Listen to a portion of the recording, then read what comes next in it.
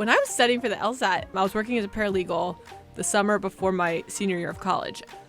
And I remember I had my huge LSAT books stacked on top of my paralegal desk. And Mark Stansel, who was an associate at the time, now he's a partner, and he used to run our Supreme Court clinic. He's kind of a big deal in the law and a great alum of the law school. So he said, LSAT, huh? You should go to UVA Law. And lo and behold, that planted the seed.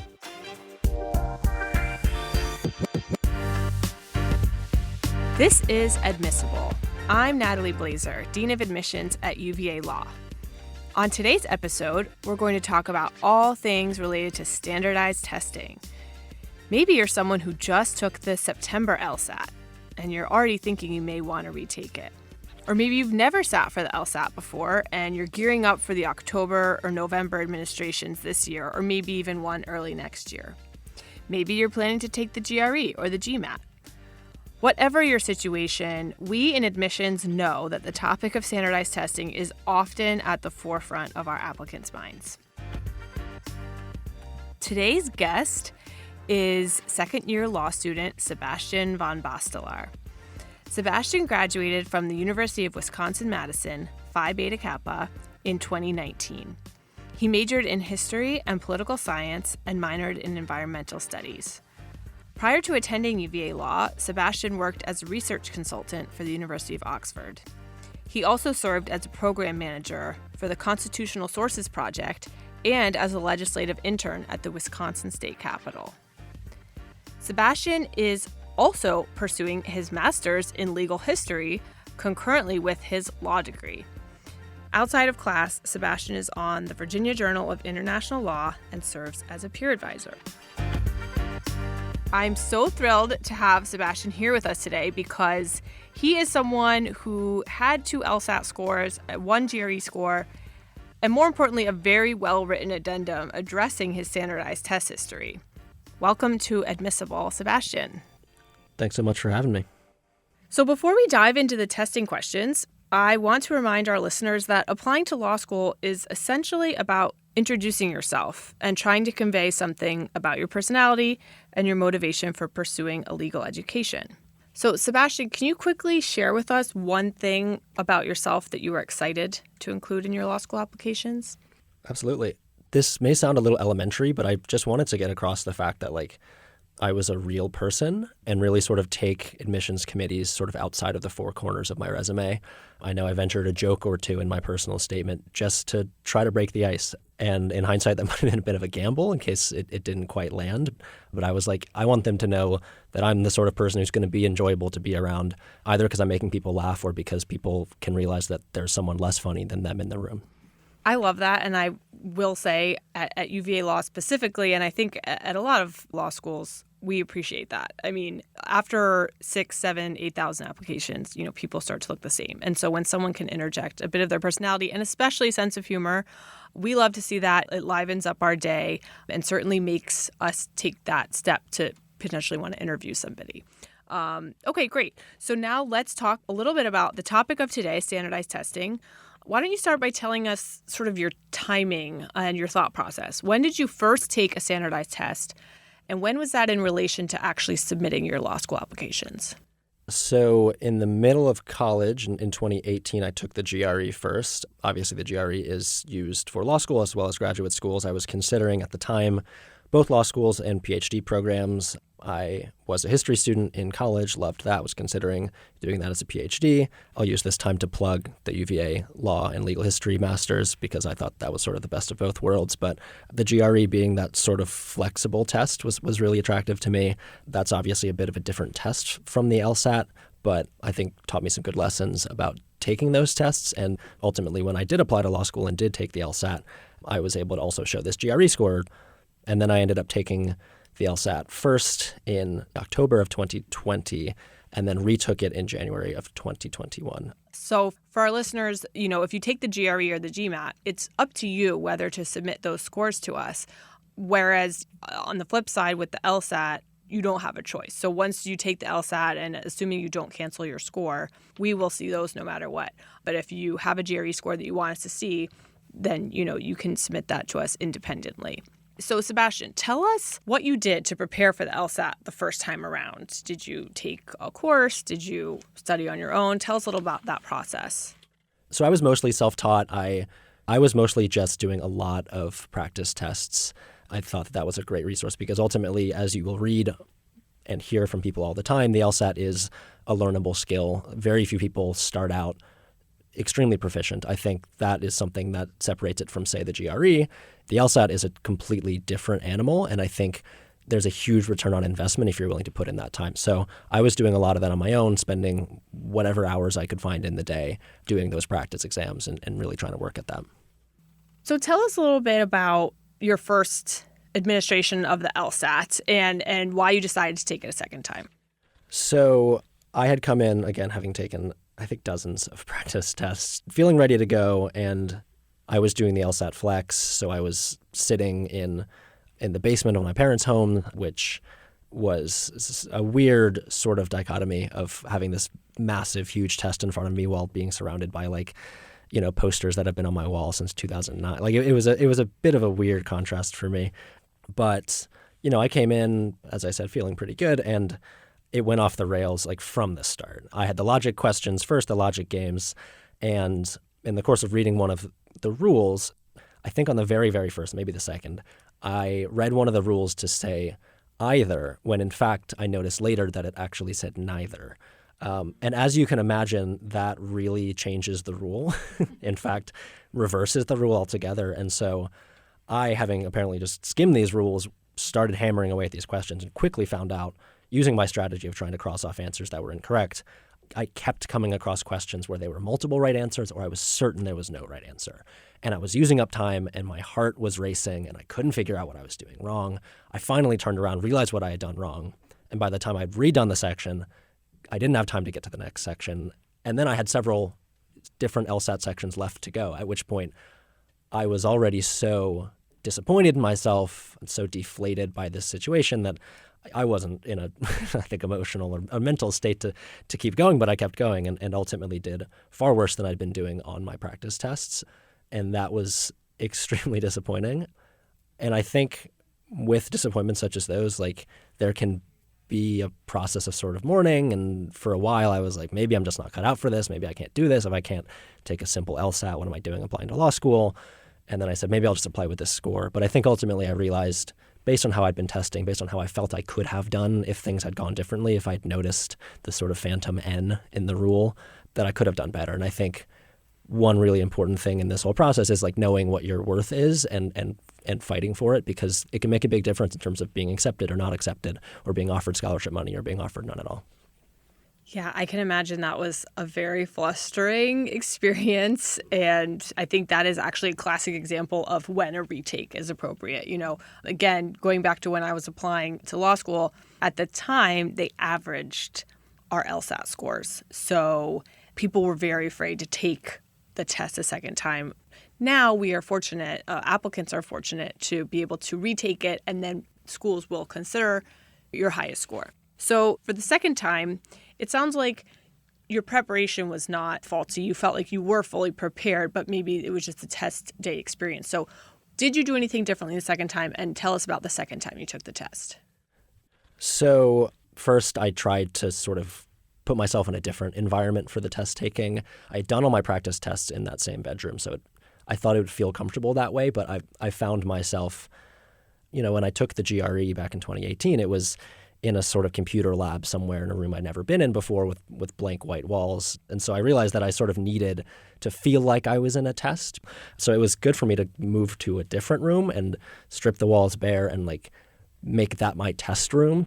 I also hewed a little more closely to the actual format of the test. There are many, many books that LSAC puts out of practice tests, which of course are very helpful, but the test being online, I was a little unfamiliar with the little tools, and there's a little highlighter tool, and I was sort of using this very foreign tool when I did it the first time.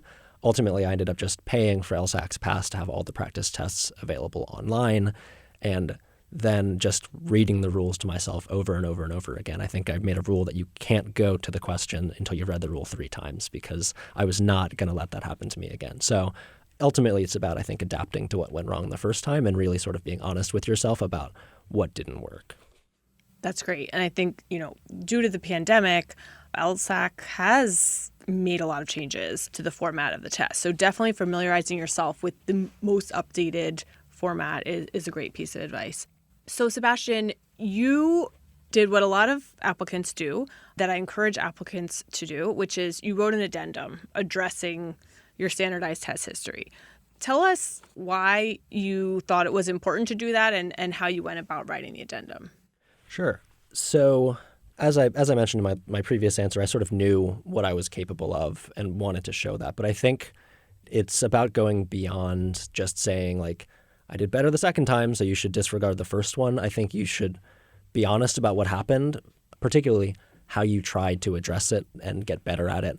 So I mentioned, I think, that I'd been practicing on paper, and I'd mentioned that I made a small mistake that compounded my pre-test anxiety. And you don't have to be so explicit about, okay, this is what went wrong in the third question. And in the fifth question, I was a little unsure about these. No, I think it's about what specifically you did the next time.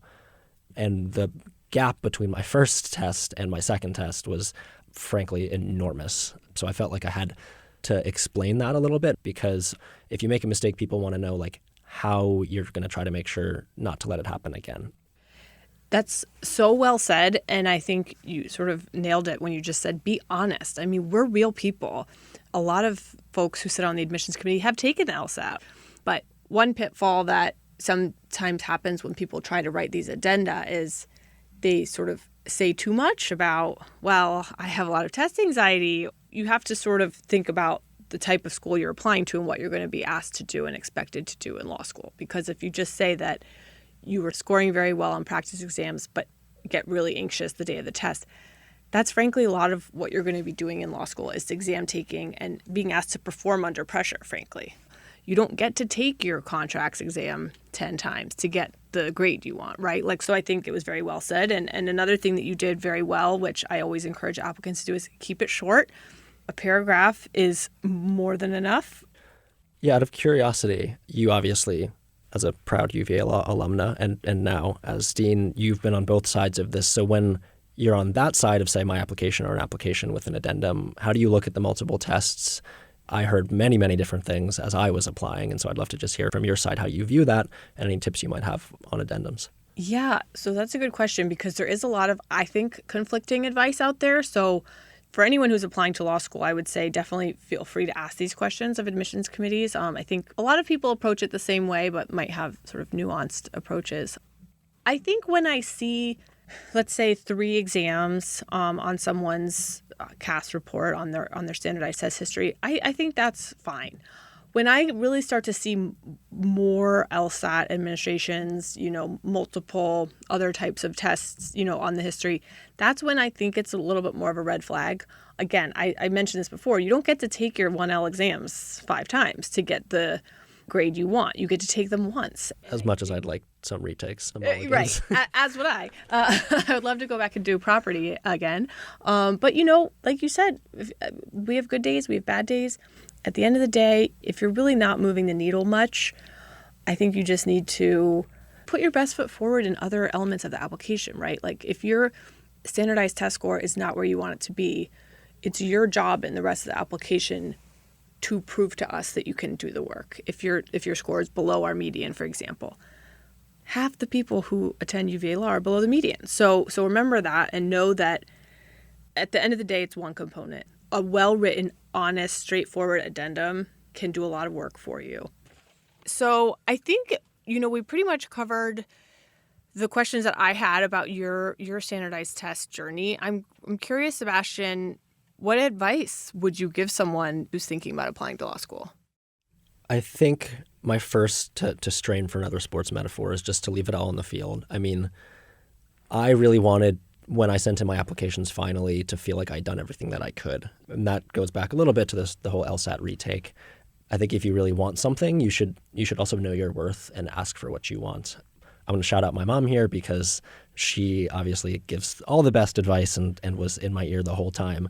And when I was in that stage after my first LSAT, feeling really deflated and saying, gee, I don't know if this is for me, or what if I just send in these numbers? They're fine. Like, why don't I just send these in and see what happens to me? And she said, you know what you want. Why don't you try for it? Why don't you try again? You know what you're capable of. And then, so because I didn't apply until February, because I retook in January, I was rather late. The 2020 to 2021 cycle was extremely busy, I'm sure, for admissions committees, with tons of applicants and class sizes fluctuating all over the place.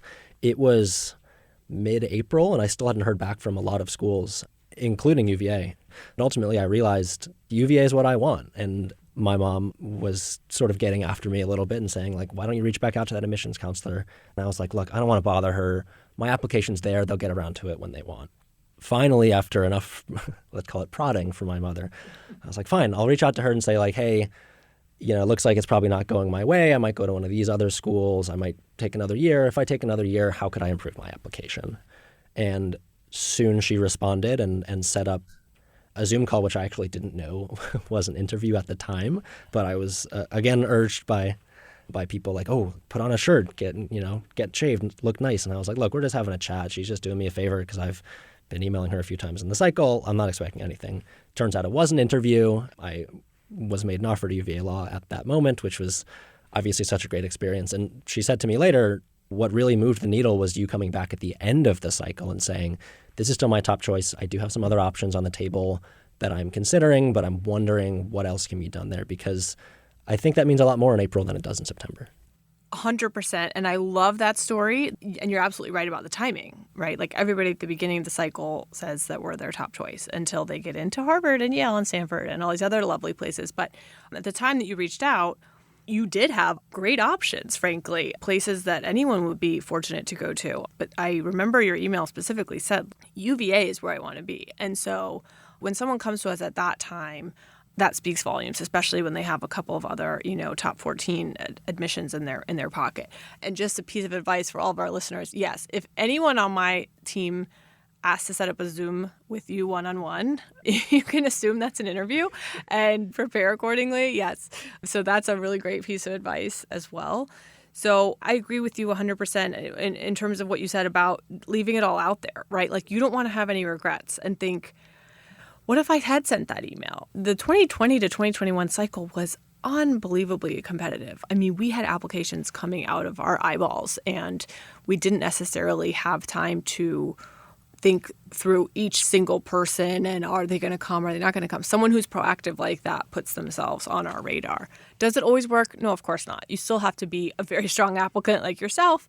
I'm sure a lot of people are aware that sometimes we assume if we haven't heard from somebody with a very strong application like yours that they're going elsewhere. Again, we don't have the bandwidth to sort of chase down people that we assume are going to another great school. So it's not always going to work. You have to have the application to back it up. But I think leaving the cycle knowing that you did everything you possibly could is a great piece of advice.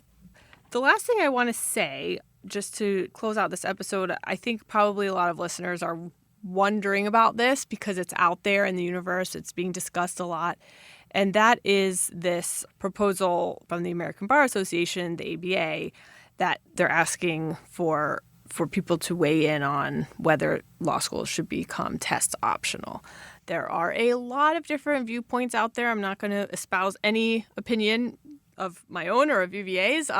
What I will say, I don't want any listeners thinking that this means that in the next month we're not going to require tests. That's really just not going to be the case. Even if the ABA does agree to adopt this test optional policy, I can tell you that the vast majority of applicants are still going to have a test to apply with, and the vast majority of law schools in the near future are going to be looking at those scores. So I just wanted to mention that because, a lot of people are raising this question and asking me about it. And I would just say for the foreseeable future, prepare as if you are going to need a standardized test score, because even if law schools adopt this policy, I can tell you that a score is going to be part of the vast majority of applicants' files.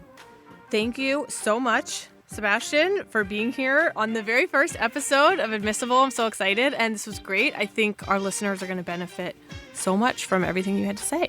Thanks so much, Tim Blazer. This This has been Admissible with me, Dean Natalie Blazer at the University of Virginia School of Law. My guest today has been second-year UVA law student Sebastian von Bastelar. For more information about testing requirements for UVA law, please visit law.virginia.edu and click on the JD Admissions tab. The next episode of Admissible will be out very soon, and we'll be talking about why and how you should visit the law schools you're considering attending. Thanks so much for listening, and please remember to leave us a review wherever you listen to your podcasts.